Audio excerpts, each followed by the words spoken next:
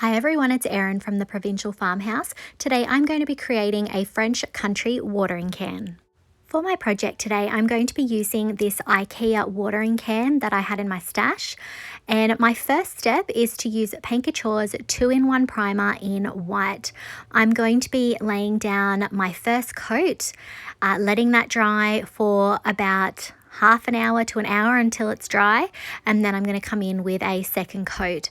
So this is going to do a couple of things. It's going to ensure that my paint sticks. This is obviously a shiny, slick surface, so it's going to be a great base for my paint to stick, and it's also going to block that silver from coming through my paint finish. So as you can see, I'm going over the base of the watering can, the top and the spout. When my two coats were dry, I took out Paint Couture's French Putty mineral paint. I'm going to be applying this to the body of the watering can, but I'm not going to be adding it to the handle, the top section or the spout. I'm going for a two-toned look here. So the French Putty is going to be around the center, and then I will be introducing another color for the other sections. I'm going to be doing 2 coats of this. It has really great coverage, but obviously it is tricky to get a perfect single coat. That second coat is just going to fill everything in. Now this paint also has a built-in sealer, which is great because I am going to be using transfers a little bit later on, and transfers do tend to stick better to sealed surfaces. When that French Putty was dry, I took out Paint Couture's Angel Eyes mineral paint. I'm going to be applying this to the watering can spout, as you can see here. I'm also going to add it to the top section and the handle.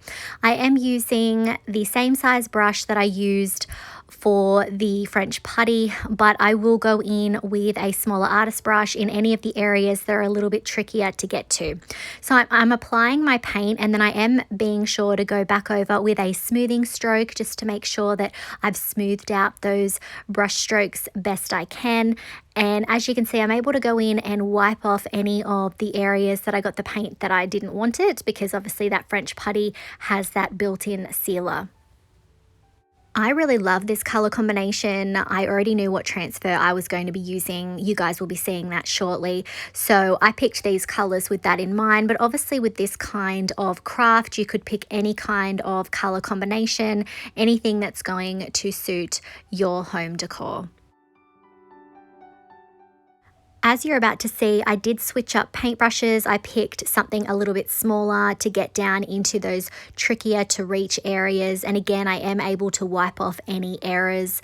I'm going around the top section of that, and then I let it dry completely. I then took out Redesign's new Aviary Elegance transfer. This is from their latest Whispers of Winter release. This is a 4-page transfer. It is one of their larger designs, so it can be used on furniture, but it is still a great scale for smaller decor items. So when I saw this, I knew I wanted to use it on a watering can project. It's perfect for that, definitely ties in with that garden feel.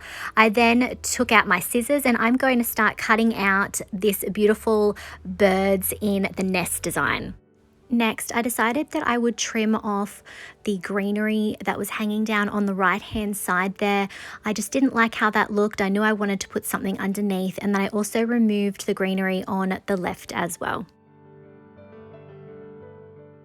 The transfer is going to be going over the top of a curved surface, so I then went in with my scissors and started making little cuts to make it easier for me to bend and manipulate that transfer around the spout on the right hand side, and of course the handle as well. So by adding these little cuts, I can work in different sections, making sure that each part is going where I want it to go. Once I finished making those cuts, I then peeled the backing off the transfer and positioned it where I wanted it to go. So I'm going to have this in the center part of the watering can, and then as you can see, I'm pushing the florals either side of the water spout on the right hand side, and also the leaves, arranging those around the handle. Once I had that positioned where I wanted it to go, I started rubbing the transfer, lifting up the plastic as I'm rubbing. And as I said before, I do have those little cuts, so I'm able to work in different sections. I did switch transfer sticks. I needed something a little bit smaller to get in around the spout section. And as you can see, I just continued rubbing, pulling that transfer up, also making sure that I'm sort of smoothing down any areas that maybe I didn't rub as much as I should have, and just working my way across, rubbing that transfer down. When I got to the leaf section down the bottom, I did carefully trim that excess off before I continued. I then used the carrier sheet to further burnish that transfer down. Moving on to the back, I knew that I wanted to put some sort of floral on the back. I didn't want it to just be blank, so I went in and cut out this design here because I felt it tied in really well, that the florals is the same as the florals that were around the bird's nest. So here I'm just working it out. I wanted to have a little stem coming up from the bottom to connect, and I still had that little offcut that I took from the birds in the nest design. So here I just worked out how long I'd need it. I'm going to trim off the excess curly sort of vine section there, and then I'm going to peel the backing off and have this coming up from the bottom of the watering can. Once I had it in position, I then went in, and just like before, I am rubbing and burnishing that transfer down until it's transferred. Once that was in place, I then peeled the backing off the larger floral design, positioned that over the top of the little stem. It doesn't matter if it overlaps, and then as you can see, I'm pressing it down. Now I did go over the little lips there, so I'm just using my fingernails to work that transfer into those sections first, making sure that they are all stuck down. I'm going over the top of the whole thing, and then just like before, I'm picking up a corner of the transfer and lifting it as I'm rubbing.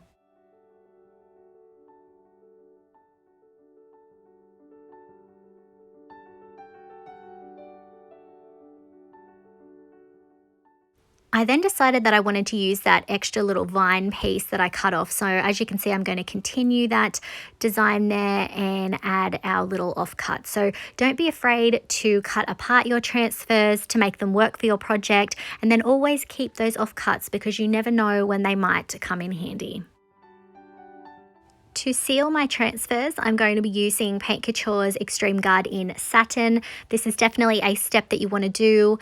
I know that I'm going to be going in and layering other products over the top, so adding that sealer now is definitely the right move. I want to make sure that transfer is all protected, that I have a layer between that and the other products that I'm going to use. And I just love the colors in these transfers, so I want to make sure that I can maintain that. Once my sealer was completely dry, I took out this French style stencil that I had in my stash. I knew I wanted the word Jardin above the birds, and I'm also going to be using Paint Couture's Aged Bronze Metallic Stencil Paste. I'm then going to use my palette knife to run the metallic paste over the top of the stencil. I'm just using part of it. As I said, I want it to say the word Jardin, so I am just going to be adding the stencil paste over that particular section, and then I lifted it straight up. Now I got quite a bit of bleed through. It was definitely a challenge because obviously it was a curved and tapered surface, so I did go in with a wet wipe and I just removed some of the extra pieces, or rather product, that had bled underneath. And I knew I wanted this to have a little bit more of a rustic finish anyway, so I wasn't too worried about getting that exactly perfect. When that was dry, I took out another stencil that I had in my stash. I wanted to position the words there down the bottom. I ended up having to do it in sections. Again, I really struggled here. There was also a lip down the bottom. I could have made my life a lot easier if I had decided to not use the stencil paste. If I had have just used paint, it definitely would have gone a lot quicker and easier, but I really like the raised, detailed effect, so I just did it in sections and then tidied up any areas that had the bleed through. When that was dry, I took out my Sorrento Laurels mold by Redesign. I'm going to be dusting that center design there. I really wanted to add some sort of a floral element to the handle of the watering can, so I'm rolling up some dust air dry clay and then I'm pushing it into my mold. Now I've already dusted this with cornstarch to help my clay release. As you can see, I'm pushing that clay out to the side and then going in and sort of tidying up any of those other areas. And then I went in and flexed the mold. This is quite an intricate design, so if you're having trouble, pop your mold in the freezer for about 10 minutes. That does tend to make it a little bit easier to release. I folded the mold back to release the casting. And then I'm going to be, as I said before, positioning this on the handle. So I went in and started adding my Sealy's Quickset wood glue to the back. I wasn't sure how this was going to fit, so I ended up laying it down on the bottom of the handle, and I actually removed the bow. I decided I was going to go in and cast some more elements from this mold to continue the design up, but just leave the bow out. I didn't think it really needed it. So here I am just doing a partial casting. At this stage, I did do a little bit of a casting of the bow just to see what it might look like. And then I'm going to flex that mold, and just like before, I am going to flip the mold over and roll it back. This is just one of the easier ways I find to release clay. And then I went in, and just like before, I'm going to be using my Sealy's Quickset wood glue on the back. If you're not comfortable using clay, you could definitely use resin as an alternative, especially because we are dealing with more of a flat surface. So I'm just going to position it on the handle to continue that design. And as you can see, I did have to pull a little bit of clay off there just so that it fit a bit nicely. And then I'm going to add that extra little piece, but again, not using that bow.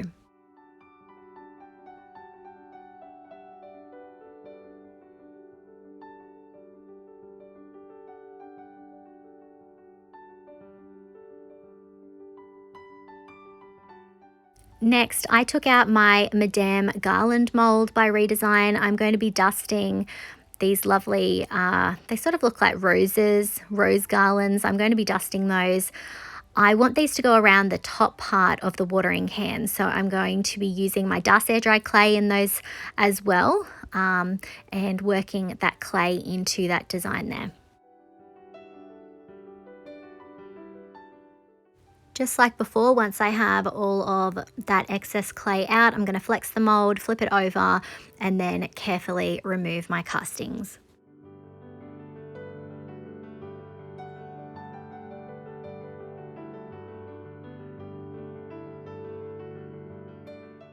Once I finished casting the other garland, I then took out my Sealy's Quickset wood glue. I'm going to be positioning this up around the top, and I really want that little hanging pendant to be near the handle of the watering can. So I'm just tidying up any excess glue, and then as you can see, I did have a little bit of a breakage there, but that's okay, very easily fixed.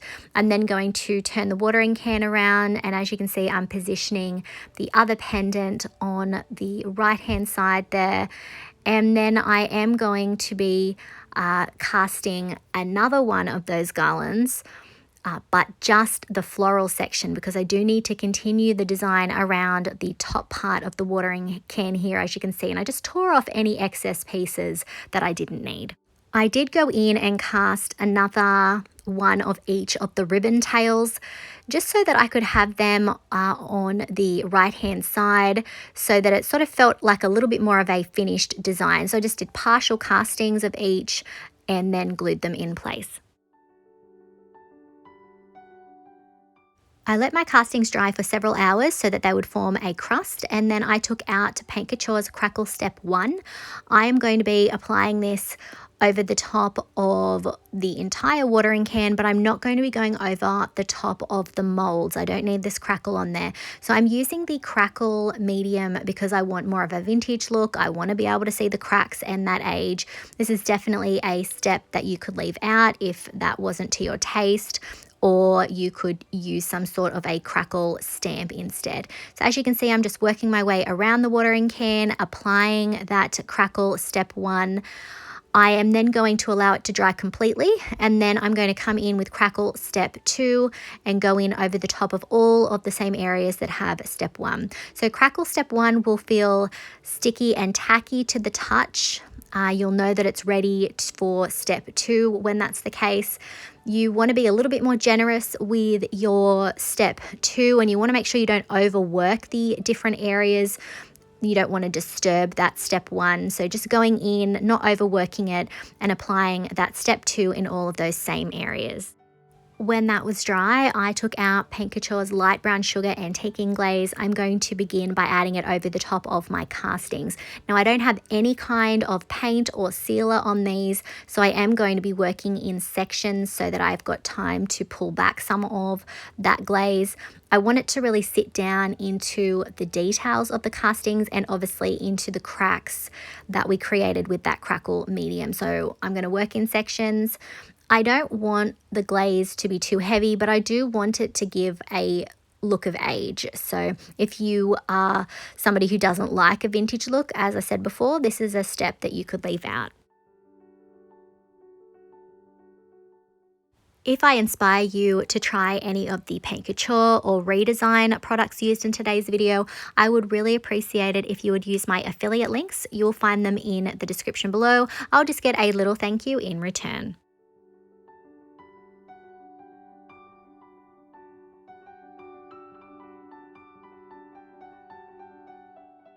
Once I finished applying it to the top, I did then move on to adding it to the handle. Just like before, I am going to work in sections so that I can pull enough of that glaze away from the areas that I don't want it. And then when I moved on to adding it to the rest of the watering can, I did mainly focus on the sections that were around the outside. I didn't want to tone the transfers as such.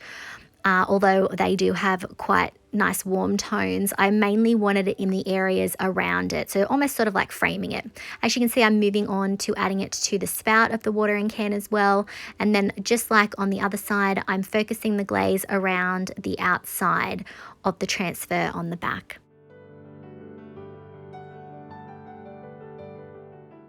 Once the glaze was dry, I took out Paint Couture's Pitch Black Chalk Paint.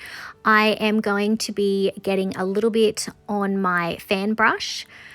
And then I'm going to be using the lid, almost like a little artist palette, and I'm going to be using my water mister to water that paint down. I want to create some age spots or aged speckles, so I'm just watering that down a little bit. Not too much, and then I'm actually going to take out another paintbrush and I'm just tapping that over the top of the fan brush so that we can create some real subtle black speckles. Again, this is an optional step. You definitely can leave this step out if it's not to your taste.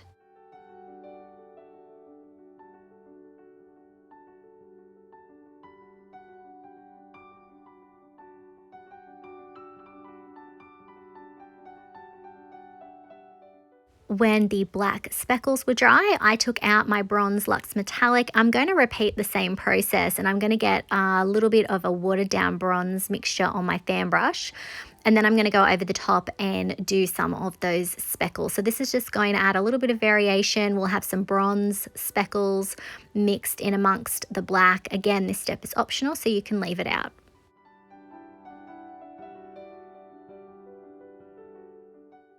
Next, I took out a small artist brush. I'm going to go over the top of the Madame Garland bow and pendant details there.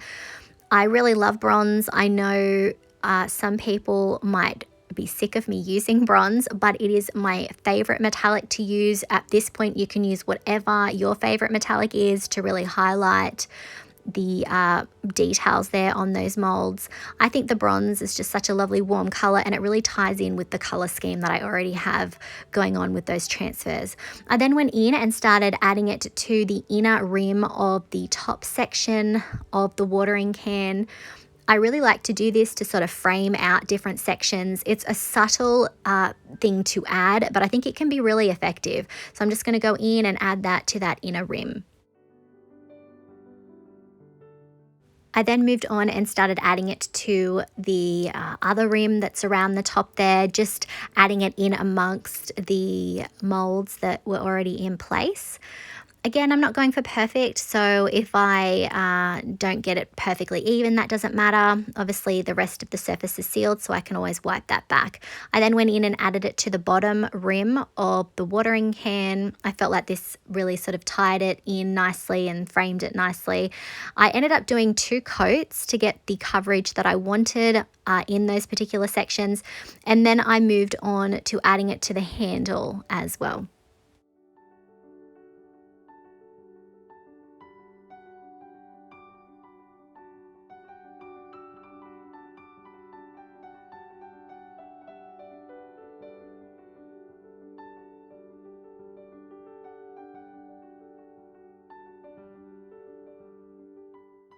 Finally, I added a little bit to the top spout as well.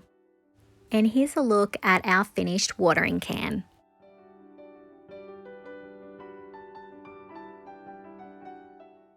I love how this turned out. I think Redesign's new Aviary Elegance transfer is absolutely stunning. Let me know what you think of this in the comments.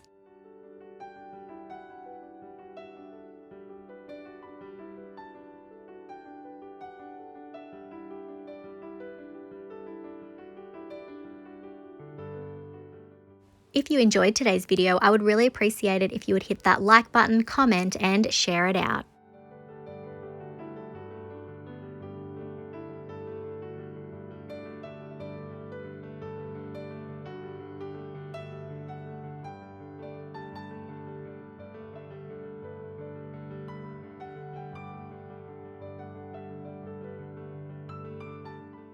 If you haven't already, I would love it if you would hit that subscribe button and the notification bell so that you don't miss out on any of our videos. You can find a full product list and my affiliate links in the description below.